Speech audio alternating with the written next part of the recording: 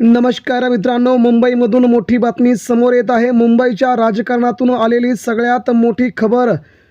ठाकरे बंधूंनी अखेर मुंबई महापालिका अर्धी जिंकली। मुंबईच्या राजकारणातील भाजपला आणि शिंदेगडाला घाम फोडणारी सगळ्यात मोठी बातमी। राज्याच्या राजकारणात ठाकरे बंधूंनी अखेर भाजपला चितपट करत मुंबईच्या राजकारणासह महाराष्ट्राच्या राजकारणात भाजपा अखेर पूर्णपणे उद्ध्वस्त। तर शिंदे सेनेला आता काय कळेना सूचना काय करावंसं। ठाकरे बंधूंनी महाराष्ट्राचा ठाकरे ब्रँड अखेर पुन्हा एकदा आणला सर्वोच्च स्थानावरती। सविस्तर बातमी बघूया। मुंबईसह राज्याच्या राजकारणात मराठी माणसांना, मराठी अस्मितेला अतिशय अभिमानाचा क्षण वाटावा अशी सगळ्यात मोठी बातमी आज मुंबईमध्ये घडली आणि ठाकरे बंधूंची युती झाली। त्यानंतर मात्र महाराष्ट्रात सूत्र फिरू लागली। शिंदे सेनेच्या, भारतीय जनता पार्टीच्या अनेक नेत्यांना लागले ठाकरे सेनेचे वेध। उद्धव साहेब माफ करा, पण आम्हाला पुन्हा शिवसेनेत घ्या। आमदार खासदारांसह लाईनमध्ये अखेर मंत्री देखील। सविस्तर मित्रांनो बघून घेऊया राज्याच्या राजकारणातील सगळ्यात मोठी घडामोड। ठाकरेंच्या पाठीशी अख्खा महाराष्ट्र येतोय काय? भाजपला देखील आता समजेनासं झालंय नेमकी काय आहे बातमी। मित्रांनो, दोन्ही ठाकरे बंधूंच्या युतीची औपचारिकता होती आणि ती अखेर घोषणा झाली। या घोषणेच्या साठी मराठी माणसांचे कान आतुर होते। गेल्या 6 महिन्यापासून युती होणार ही घोषणा होती, मात्र गेल्या 20 वर्षानंतर ठाकरे बंधू एकत्र झाले आणि राज्याच्या राजकारणात मुंबईसह अख्खा महाराष्ट्र दोन्ही ठाकरे बंधू आता युतीमध्ये लढणार ही सगळ्यात मोठी घोषणा होतीच। परंतु त्या अगोदर भाजपला झोप उडाना झाली। कालपासून भाजपला झोप लागे नाही। शिंदे सेनेचे 3:13 वाजले असून आता राज्याच्या राजकारणात जे नको होतं तेच घडलंय आणि मुंबईतून आली आहे सर्वात मोठी खबर। अनेक नेत्यांनी युती झाल्याच्या नंतर दुपारनंतर उद्धव ठाकरेंना माफ करा, आम्हाला माफ करा, आम्ही पुन्हा एकदा ठाकरेंच्या शिवसेनेत, तुमच्या शिवसेनेत, आपल्या शिवसेनेत यायला तयार आहेत। कोण आहेत सगळे आमदार मंत्री, कोण आहेत नेते, या सगळ्यांचा नेमका काय आहे वचक उद्धव ठाकरे यांचा कसा आहे मुंबईतला परफॉर्मन्स पुढच्या 2 मिनिटांमध्ये जाणून घेऊया। मित्रांनो, महाराष्ट्रातले नेते गेले म्हणून पक्ष संपत नाही।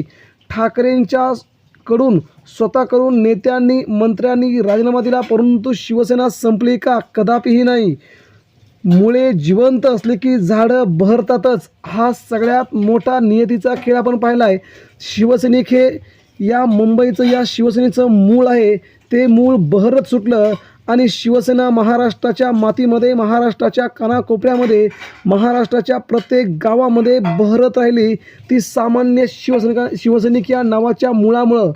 झाडं पानावर उभे नसते तर ते जमिनीत खोलवर रुजलेल्या घट्ट मुळांवरती झाड उभं राहतं, ही देखील सगळ्यात मोठी कल्पना आहे। एखादं झाड जर उभं राहिलं तर ते जमिनीच्या मुळावरती उभं राहतं। मुळं जेवढी घट्ट असतात तेवढेच झाड उंच वाढतं। तसं ठाकरेंच्या शिवसेनेचे शिवसैनिक ही मुळं आहेत। ही मुळं जमिनीमध्ये खोलवरती रुतलेली आहेत। त्या मुळांना आता संपवणं, त्या मुळांना प्रवेश करून घेणं भाजपला आणि शिंदे सेनेला कदापि शक्य नाही। झाडांची पानं प्रवेश केली गेली, मात्र मुळासकट उपटणं, मुळांना प्रवेश देणं हे भाजपला कदापिही शक्य नव्हतं।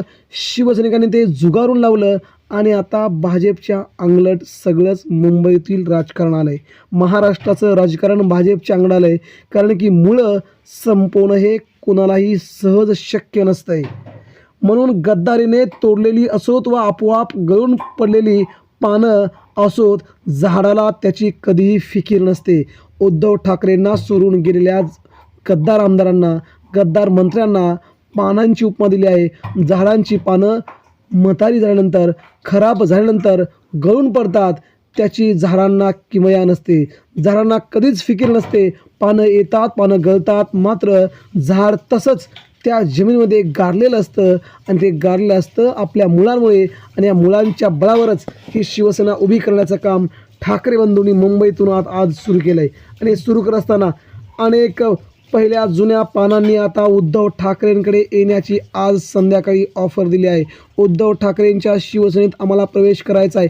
ठाकरेंशिवाय मुंबई अशक्य आहे. ठाकरेंशिवाय महाराष्ट्र अशक्य आहे. ठाकरे नावाचा ब्रँड हा महाराष्ट्राला संपवायचा आहे असं भाजपने म्हटलं आहे. मग आता आम्ही ब्रँडसोबत यायला तयार आहोत असं अनेक नेत्यांचं म्हणणं आहे. अगदी त्याचप्रमाणे मित्रांनो, आजही निष्ठावान शिवसैनिक मनसैनिक जमिनीत मुळांसारखे घट्ट रुजलेले आहेत. नेत्यांच्या रूपाने गळून पळून गेलेल्या पानांमुळे शिवसेना मूळ पक्षाला कोणताही फरक पडला नाही आणि आगामी काळात देखील ठाकरेंना सोडून जे जे नेते जातील त्यांच्यामुळे उद्धव ठाकरेंना कधीही फरक पडणार नाही. हे देखील तेवढीच भगवी रेघ आहे मित्रांनो.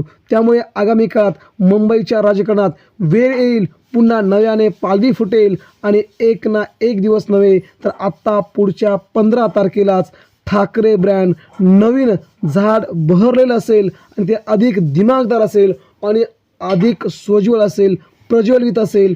त्या ठाकरेंना मुंबईचा बादशाह म्हणायची अवघी 15 दिवसांची वाट आहे.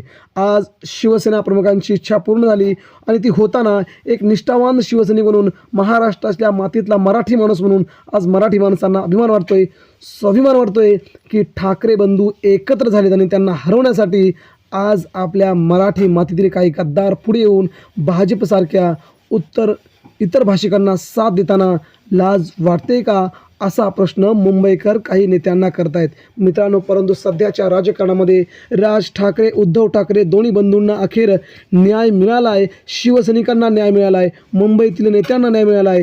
कारण की भाजपच्या, शिंदे सेनेच्या, राष्ट्रवादी काँग्रेसच्या आणि काँग्रेसच्या बड्या नेत्यांनी आता उद्धव ठाकरेंशी संपर्क साधायला सुरुवात केली आहे. आमचं चुकलंय, आम्ही या मातीत राहिलोत, आम्ही आता ठाकरेंना सोडून राहू शकत नाही, माफ करा म्हणत या नेत्यांनी आता उद्धव ठाकरेंच्या शिवसेनेमध्ये प्रवेश करण्यासाठी आपला मार्ग वळवला आहे, आपला रस्ता वळवला आहे. ठाकरे देखील आता पुढच्या 2 दिवसामध्ये सगळ्यात मोठी घोषणा मुंबईतून करतील. कोणकोणते नेते ठाकरेंच्या सेनेत मनसेमध्ये प्रवेश करतील त्यासह आमदारांची यादी ते देणार आहेत. मित्रांनो, ही सगळी बाब मराठी माणसांसाठी, महाराष्ट्रासाठी अतिशय आनंदाची बाब म्हणावं लागेल की अनेक नेते पुन्हा एकदा स्वघरी येत आहेत. हीच बाब म्हणून मुंबई अर्धी, आज जेव्हा युती झाली तेव्हा मुंबई महानगरपालिका अर्धी उद्धव ठाकरे, राज ठाकरेने जिंकल्याचं मराठी माणसांनी सांगून टाकलं आहे. यातूनच समजतं आहे मुंबईच्या कानाकोपऱ्यामध्ये, मुंबईच्या घराघरामध्ये राज ठाकरेंना, उद्धव ठाकरेंना मानणारा वर्ग किती आहे. मित्रांनो, यावरूनच राज्याच्या राजकारणातील सगळ्यात मोठी बाब म्हणजे दोन्ही बंधूंनी मुंबईवरती आपला कब्जा केला आहे, यातील मात्र शंका नाही. आगामी काळातलं राजकारण अशाच प्रकारचं पुढे जाईल. मात्र मित्रांनो, सध्या तरी उद्धव ठाकरे, राज ठाकरे दोन्ही बंधूंना आता अडवणं शक्य नसल्याचं मुंबईतील राजकीय जाणकार, पत्रकार आपलं मत व्यक्त करू लागलेत. आपणही आपल्यासही काय वाटतंय, आपण देखील आपल्या प्रतिक्रिया आमच्यापर्यंत पोहोचवा. मुंबईच्या राजकारणात ठाकरेंचं अस्तित्व संपवणं शक्य आहे का? आपल्या प्रतिक्रिया आमच्यापर्यंत पोहोचवा. धन्यवाद. जय हिंद, जय महाराष्ट्र.